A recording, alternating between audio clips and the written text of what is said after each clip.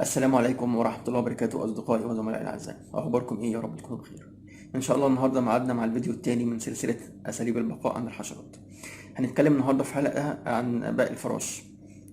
في باقي الفراش هنتكلم ونقول إن باقي الفراش من الحشرات برضو اللي هي موجودة من سنين طويلة. في أكتر من 90 نوع من أنواع باقي الفراش. المنتشر منهم هما نوعين بس، هو باقي الفراش العادي، باقي الفراش وباقي الفراش الاستوائي. الموجود هنا في منطقة الخليج أو مصر هو باقي الفراش العادي، لكن في الخارج هو باقي الفراش الاستوائي حسب المنطقة الحارة. كويس. باقي الفراش قلنا من الحشرات المزعجة، من الحشرات ليلية النشاط، تمام، من الحشرات الكامنة دايما جنب العائل بتاعها. كويس. في باقي الفراش قلنا ان نظام نوع الفم باقي الفراش ثاقب ماس. طبعا الكلام ده بيفكرنا بالبعوض، نفس نوع الفم. كويس. لكن هنا في اختلاف كبير جدا ما بين باقي الفراش وما بين البعوض. ايه هو الاختلاف ده؟ البعوض الاختلاف ان البعوض الاناث هم اللي بيمتصوا الدم، لكن في باقي الفراش كل الجنس بيمتص الدم، الاناث والذكور، الكبار والصغيرين، كل العيلة بتمص الدم. تمام.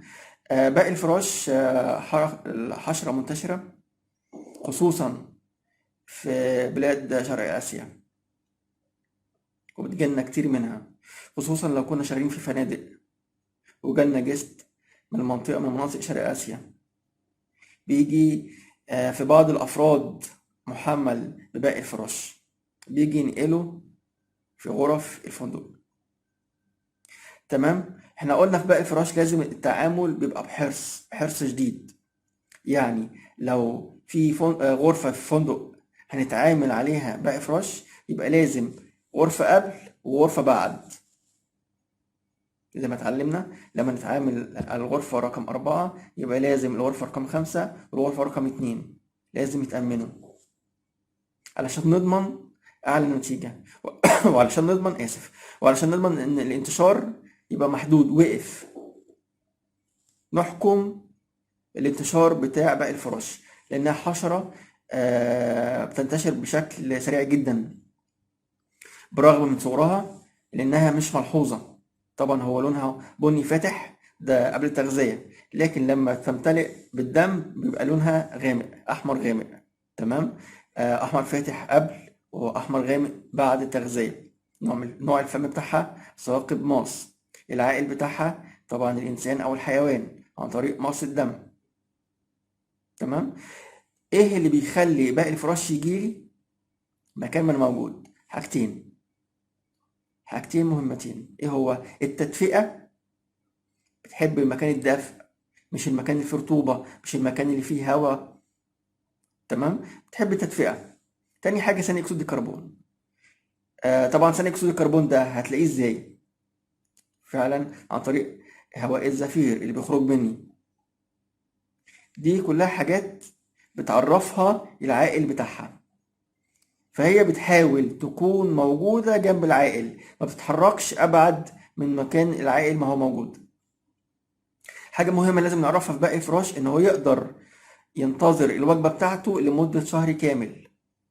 يعني ممكن يصوم لمدة شهر كامل عن الأكل، عن الغذاء بتاعه، شهر كامل بدون أكل لكنه عايش. تمام. فباقي الفراش عشان نتعامل عليه نكون حريصين أشد درجات الحذر. لما نشتغل ونتعامل نتعامل في كل المكان، يعني دخلنا الغرفة يبقى الغرفة كلها لازم تترش، تتعامل بأكتر من مكان، بأكتر من طريقة، على أكتر من مرحلة، لحد ما أتأكد تمام التأكد إن مفيش حشرة دلوقتي موجودة. الحشرة كانت موجودة أو مش موجودة لازم أتعامل إنها موجودة. طبعا من الأماكن اللي بتكون مصدر عدوى لباقي الفراش المغسلة أو المكواجي، أو الأماكن اللي فيها تجمع سكني، يعني سكن عمال، سكن مهندسين. تمام. بيبقى في تجمع ده بيعدي ده وده بيعدي ده، او انها تيجي من بره من المكواجي او من الدراي كلين، المغسله اسف. تمام. المنطقتين دول بحكم ان بيبقى فيها ملابس كتير من شقق مختلفه، بتنقل الاصابه، بتنقل من مكان لمكان. يبقى ناخد بالنا، نبقى عارفين مصادر الاصابه فين. تمام. ونبدا نامن الغرفه بتاعتي ونامن الاماكن التانية زي المكواجي او زي المغسله، لازم نامنهم ونعرف الإصابة بالظبط جت منين. جت مع وافد، ولا هي أساسا كانت مستوطنة عندي، ولا هي جاية غريبة يعني جاية من مكان تاني. لازم نحدد عشان نعرف ونخرج من دايرة المشكلة. بدأت مشكلة أو جالي أوردر إن أشتغل على باقي الفراش، أتعامل إن في باقي فراش، لأن في أغلبية العملاء بيشبه عليه إن هو ده باقي فراش، بس ما يكونش باقي فراش. لا حكة، تمام، لقى في ورم او في نقطة حمراء على ايده، فقال لك ده بقى افراش. تمام. بعد التفتيش وجد ان مفيش بقى افراش وان دي حشرة تانية خالص.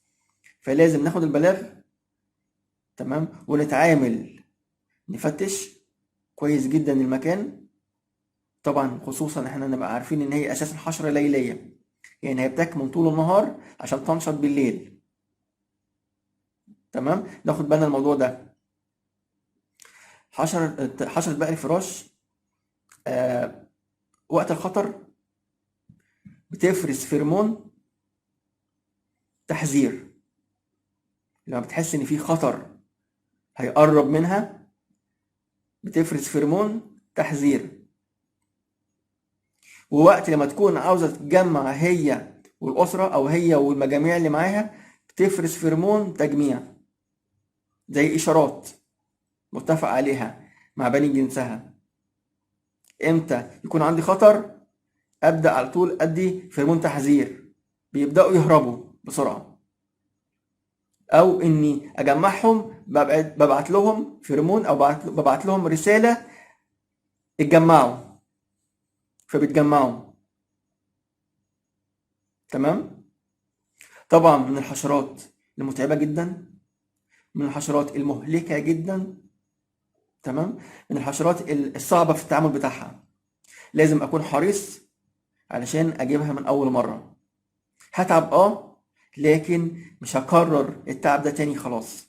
لكن لو الشغل بتاعي كان قليل او الشغل بتاعي كان ضعيف او ما اتعاملتش صح، هكرر المشكلة، هكرر الرشة مرة واتنين وتلاتة، لان الاصابة هتفضل لسه موجودة. لان اللي هيخش نفس الغرفة تاني هيشتكي من وجود حشرة، لان ما اتعاملتش صح من اول مرة، طبقت وتكاسلت. اتعامل ان المكان مصاب واصابة شديدة. لو اتعاملت على الاساس ده وخدت حذري من البداية، باقي الفراش مش هيبقى موجود. لو اتعاملت على الغرفة دي بس، جايز وارد قوي ان يكون الباقي موجود في غرفة قبل او غرفة بعد، لانه ببساطة ممكن يتنقل على هدومي وخارج، اتنقلت لمكان تاني، او اتنقلت مثلا لمطعم، اتنقلت للكافيتيريا، اتنقلت لهنا كده، فاتنقل معايا اتنقلت الحشرة معايا، دخلت غرفة من الغرف اتنقلت الحشرة معايا. فلازم أأمن قبل وأأمن بعد. تمام. عشان أضمن إن الإصابة خلاص ماتت من أولها، ما بمشي بوادر إصابة تاني، لأن وارد جدا إن الإصابة لما تتكرر في غرفة هتيجي في نفس الدور. تمام. أتعامل على الأساس ده، أتعامل بحرص، ومن أول مرة بعون الله مش هتبقى فيه مشكلة بقى إفراش تاني. أحدد الإصابة منين، أحدد مصدر الإصابة منين. تمام. واشتغل على ان الاصابه عندي عاليه. تمام. باذن الله باذن الله باذن الله من اول مره مش هتلاقي اصابه موجوده عندي، لاني خلاص اتعاملت بحذر، اتعاملت باقصى درجات الصرامه في الشغل بتاعي، فخلاص النتيجه الحمد لله موفقه ومفيش مشاكل. تمام. من الحشرات المتعبه بالنسبه لي هي باقي الفراش. طبعا اكتر العاملين في مجال مكافحه الحشرات عارفين باقي الفراش وعارفين قد ايه هو متعب، ولازم اتعامل معاه من اول مره علشان الاصابه ما تتكررش تاني، لان الاصابه لو اتكررت يبقى هتتكرر تاني وتالت ورابع. تمام. متشكر ليكم جدا واسف اني طولت عليكم، ويا ريت يكون الفيديو عجبكم. لو سمحت بعد اذنك من فضلك ما تنساش تدوس اعجاب تحت، يعني هي دوسه بسيطه لكنها حافز كبير جدا ليا. ويا ريت لو سمحت حضرتك لو اول مره اتشرف بوجودك معايا في القناه، يا ريت ما تنساش تشترك في القناه علشان يوصلك كل جديد. ولو سمحت يا ريت تشارك الرابط مع الغير علشان الفايده تزيد بيا وبيك. السلام عليكم ورحمه الله وبركاته. المهندس وائل محمد نجيب.